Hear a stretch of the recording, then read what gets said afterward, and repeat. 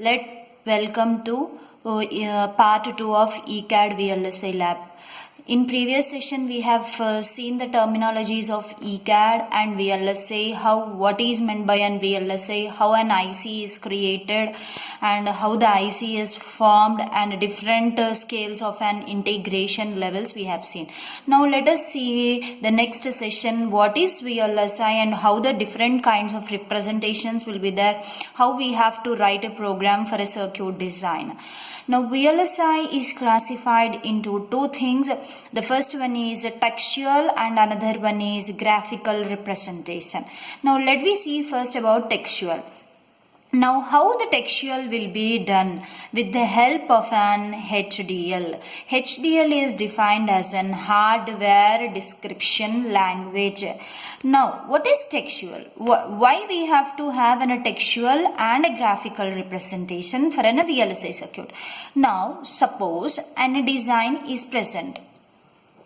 It's maybe a combinational design or a sequential design, any kind of a digital circuit or an analog circuit, any circuit which contains of a multiple components, all those components to be represent in any one of the format to design an IC level. So for that reason I will be taking any kind of a circuit. That circuit can be represented in the form of an textual and another format is graphical.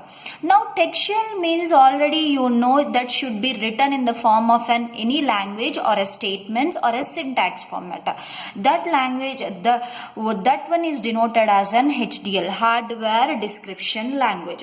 Why we are saying hardware description language is whatever the components, hardware components which are placed on an IC, that may be an adder block, MAC block or an subtractor block, or even a resistors, capacitors or an inductors or a clock or a supply voltage or whatever it may be, the function, even the functionality of the circuit also, the entire components of an hardware components of an IC can be represented in the form of an textual. It's in the form of an high level language that is known as, by using one of the languages known as HDL, hardware description language.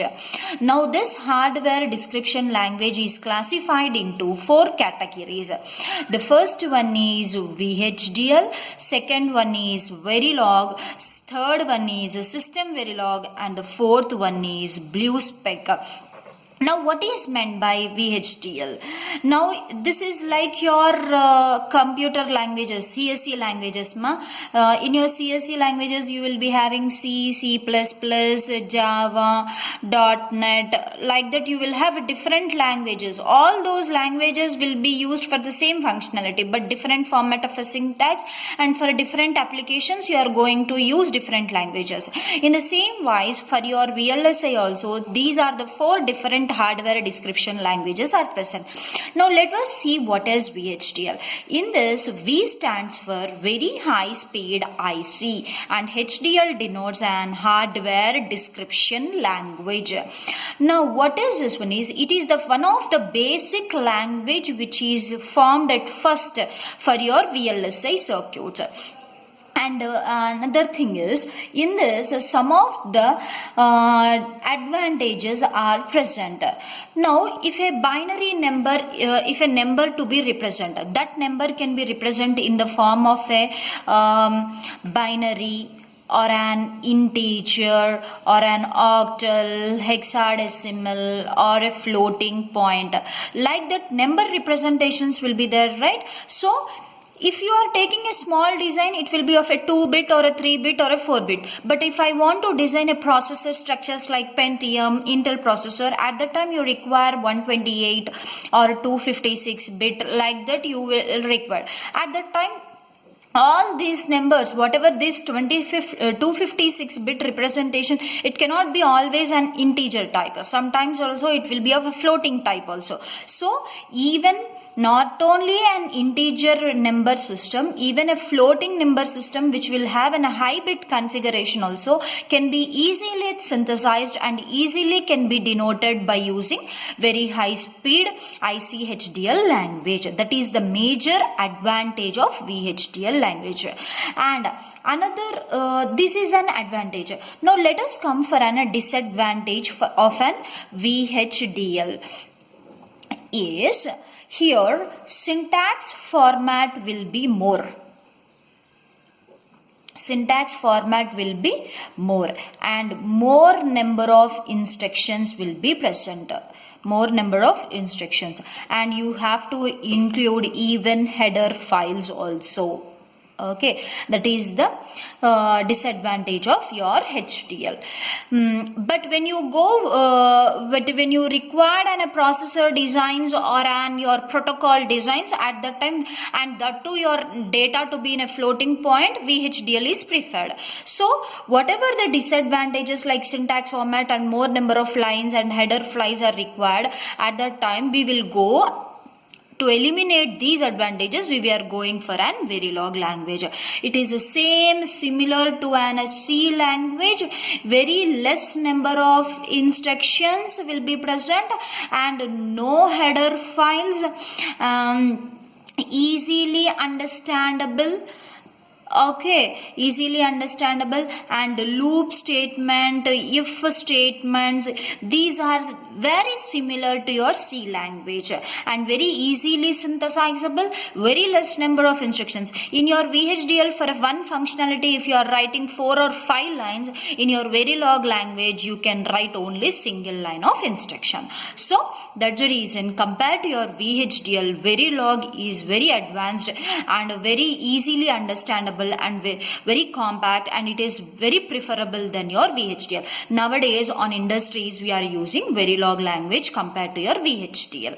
Now whatever compared to your Verilog, system Verilog is another advanced one.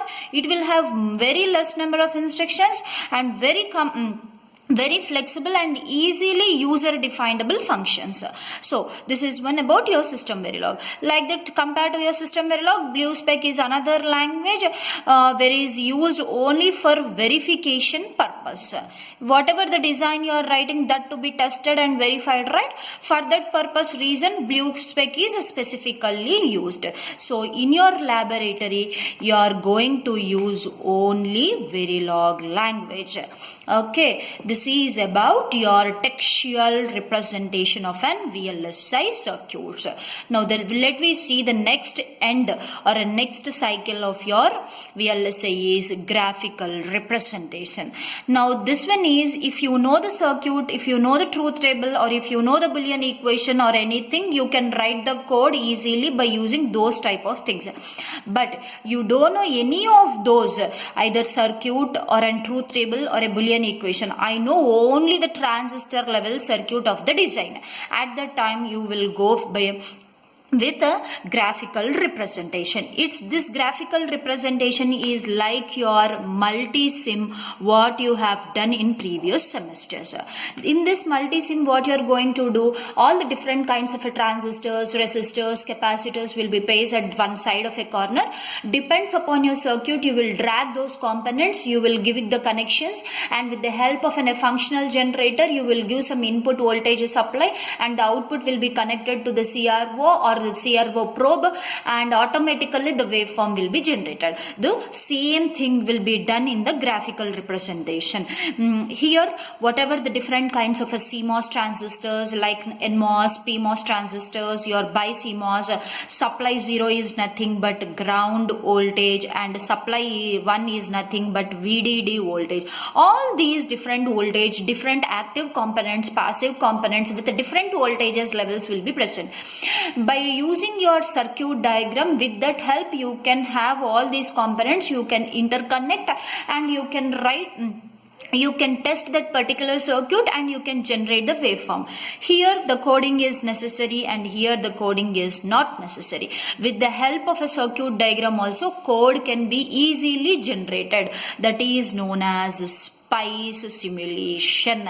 Okay, for this Here we will use Xilinx tool to generate or to test the codes whatever you are writing. For graphical representation, you use Cadence Virtuoso tool. Okay, mainly for analog designs. Okay, this is what you are doing in cycle 1 experiments, and this one you are doing in cycle 2 experiments of your laboratory. This is how the entire VLSI is classified into two things, that is textual and graphical representation. So completely in our lab we are going to see the Verilog codings with the help of Xilinx tool, and here we are seeing all the analog circuits and digital circuits with the help of Cadence Virtuoso tool. Okay, if you are having any queries, please post it so that we can solve those queries. By the next session we will be going to see how the coding to be written and what are the different fabrication steps or an IC will be fabricated. Okay, thank you.